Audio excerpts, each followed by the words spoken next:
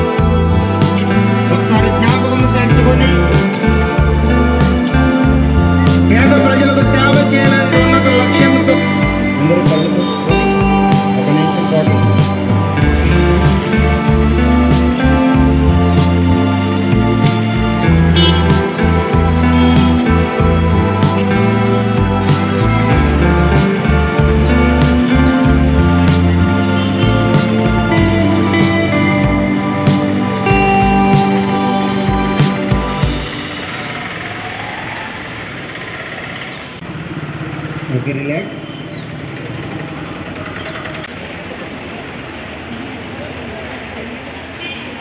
Nightingale was born in Florence in Italy. అవునా కాదా? ఈరోజు ఆవిడ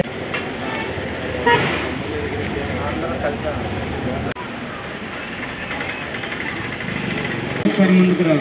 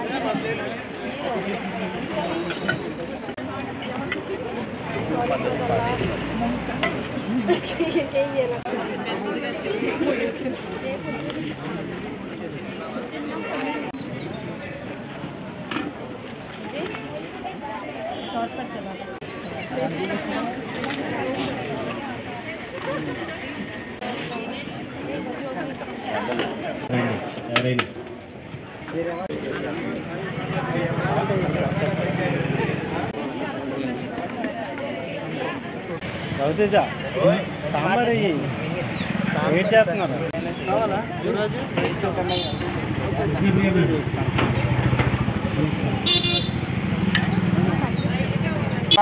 నవ్వద్దు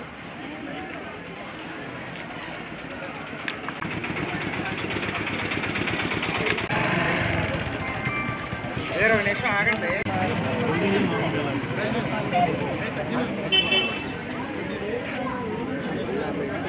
ప్లాస్టింగ్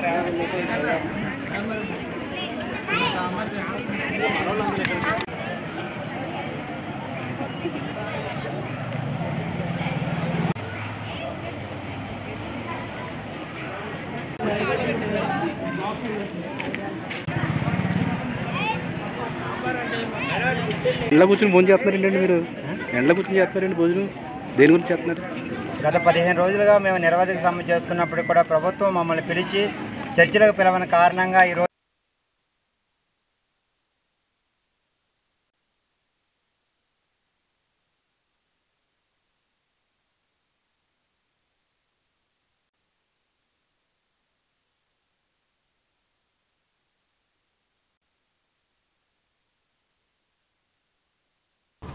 అందరికీ నమస్కారం అండి. నా పేరు కృష్ణప్రియ.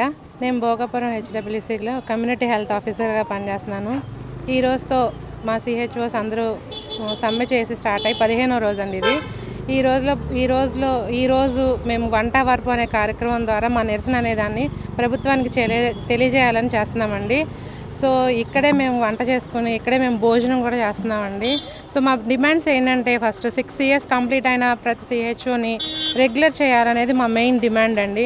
సో సో అలాగే మాకు ఏదైతే రెంట్స్ ఎలక్ట్రిసిటీ పెండింగ్ అమౌంట్ ఉందో అది కూడా వెంటనే రిలీజ్ చేయాలని, లాస్ట్ టైం NHM వాళ్ళతోటి మిస్ అయిన 23% హైక్ ఏదైతే ఉందో అది మాకు ఇప్పించాలని చెప్పేసి, మాకు ఇన్సెంటివ్స్ ఫిక్స్డ్ పే అలా కాకుండా మాకు ఒకటే పేగా ఒక ఫిక్స్డ్ పేగా మాకు శాలరీ ఇవ్వాలని చెప్పేసి, ఏదైతే మీరు ఆపి PF అనేది ఏదైతే మీరు ఆపి ఉన్నారో దాన్ని మళ్ళీ స్టార్ట్ చేయాలని చెప్పేసి మేము ప్రభుత్వాన్ని కోరడం జరుగుతుందండి. ఎంతోమంది ఇక్కడ వచ్చి రోడ్ల మీద టెంట్లు వేసుకొని వాళ్ళకి 15 రోజులుగా నిరసన చేస్తున్నా కానీ ప్రభుత్వం దగ్గర నుంచి మాకు ఎటువంటి సమాధానం కానీ చర్చలకు రమ్మని కానీ మమ్మల్ని పిలవడం జరగలేదండి.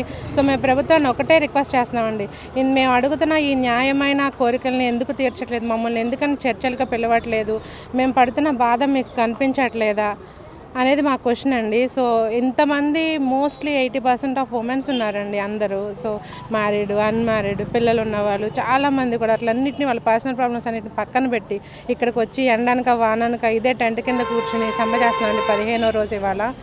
సో ఈ వంట వార్పు కార్యక్రమం ద్వారా, నిరసన కార్యక్రమం ద్వారా నేను ప్రభుత్వాన్ని ఒకటే కోరుతున్నానండి, మేము కోరుకున్న ఈ న్యాయబద్ధమైన ఈ కోరికలను కానీ మీరు డిమాండ్స్ని కానీ మీరు నెరవేర్చాలని.